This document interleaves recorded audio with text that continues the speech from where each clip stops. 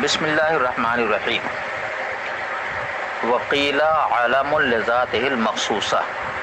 لأنه یوصف ولا یوصف به ولأنه لا بد له من اسم تجری علیہ صفاته ولا يصلح له مما يطلق عليه سوا ولأنه لو كان وصفا لم يكن قوله لا إله إلا الله توحيدا مثل لا إله إلا الرحمن فإنه لا يمنع الشركة والأظهر أنه وصف في أصله لكنه لما غلب عليه بحيث لا يستعمل في غيره وصار كالعلم مثل الثريا والساق أجري مجراه في إجراء الوصف عليه وامتناع الوصف به وعدم تطرق احتمال الشركة إليه لأن ذاته من حيث هو بلا اعتبار أمر آخر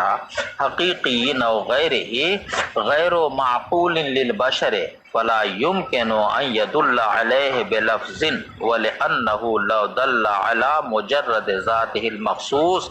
لما أفاد ظاهر قوله تعالى وهو الله في السماوات معنى صحيحا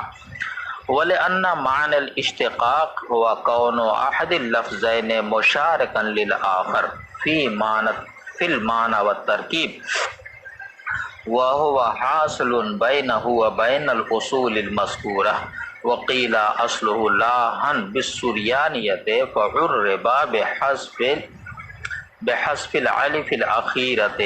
وإدخال اللام عليه وتفخيم لامه إذا فتح ما قبله أو انضم سنة وقيل مطلقا وحذف ألفه لحن تفسد به الصلاة ولا ينعقد به صريح اليمين وقد جاء لضرورة الشيء ألا لا بارك الله في سهيل إذا ما الله بارك في الرجال. ترجمہ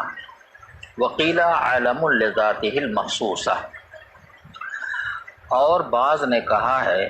کہ لفظ اللہ خدا کی ذات مخصوصہ کا علم ہے، اس لیے کہ یہ لفظ خود تو موصوف بنتا ہے لیکن صفت نہیں بنتا،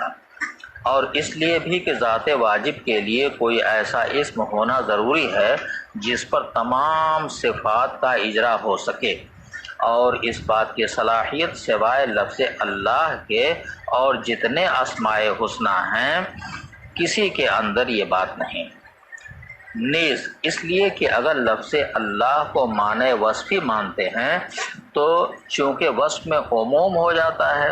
اس لیے لا الہ الا اللہ مفید توحید نہ ہوگا، جس طرح کی لا الہ الا الرحمن مفید توحید نہیں ہوتا،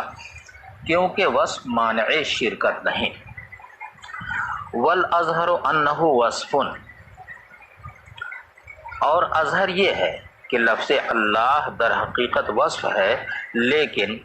ذات باری تعالیٰ کے لیے اس کا استعمال اس طور پر غالب ہو گیا کہ غیر کے اندر بالکل مستعمل نہیں ہوتا، اور وہ علم کے مشابہ ہو گیا جس طرح کے لفظ ثریا اور ساق ہیں کہ در حقیقت معنی وصفی رکھتے ہیں مگر غالباً کل علم ہو گئے، تو اس کو علم کے قائم مقام کر دیا گیا تین چیزوں کی وجہ سے: تمام صفات کا موصوف بننے میں، اور خود صفت نہ بننے میں، اور اشتراک کا احتمال نہ رکھنے میں۔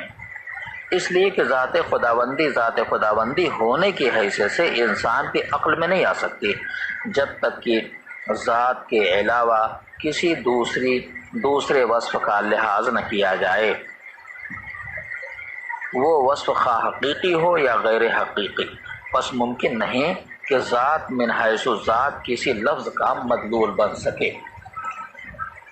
وَلِأَنَّهُ دَلَّ عَلَى مُجْرَدِ ذَاتِهِ الْمَخْصُوصِ، اور اس لیے کہ اگر لفظ اللہ محض ذات مخصوص پر دلالت کرے تو فرمان باری تعالیٰ وَهُوَ اللَّهُ فِي السَّمَاوَاتِ کی ظاہری عبارت ایسے معنی کا افادہ نہیں کرے گی جو صحیح ہوں، اور اس لیے کہ اشتقاق کی حقیقت یہ ہے کہ دو لفظوں میں سے ایک دوسرے کے معنی اور ترکیب میں شریک ہو، اور یہ بات لفظ اللہ اور ذکر کردہ اصول کے درمیان موجود ہے۔ وقیل اصلہ لاہن بالسریانیہ، اور بعض نے کہا ہے کہ اللہ کی اصل لاہن ہے جو سریانی زبان کا لفظ ہے، پھر اس کو عربی میں اس طور پر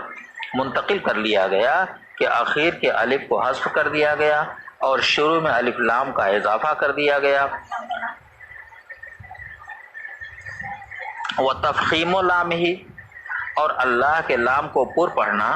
جبکہ اللہ کا ماقبل مفتوح یا مضموم ہو اسلاف قراء کا طریقہ ہے۔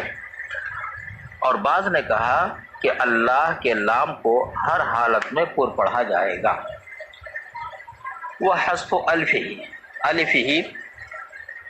اور اللہ کے الف کو حذف کر کے پڑھنا ایسی غلطی ہے کہ اس سے نماز فاسد ہو جاتی ہے، اور اللہ کے الف کو حذف کر کے اگر قسم کھائی جائے تو اس سے صریح یمین منعقد نہیں ہوتی۔ اور شاعر کے قول الا لا بارک اللہ فی سہیل اذا ما اللہ بارک فی الرجال میں الف کا حذف ضرورت شعری